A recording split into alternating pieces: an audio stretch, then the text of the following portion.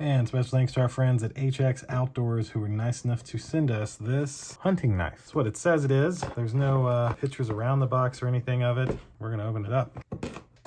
Take the top off. Wow. Okay. This is really something else.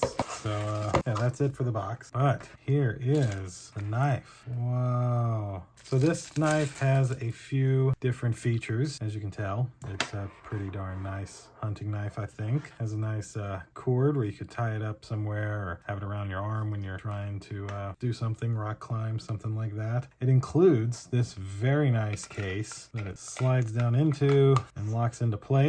Has a little HK Outdoors logo there. You, of course, have right on the back here a knife sharpener to sharpen the knife while you're out and about. This will cut wood, trees, plastic, basically anything that you would need to cut in a survival situation, you would be able to cut with this knife. And then the really cool part is if you pull at the end of the knife here, you get this is a flint stick. And with the flint stick, you're able to scratch off you some magnesium.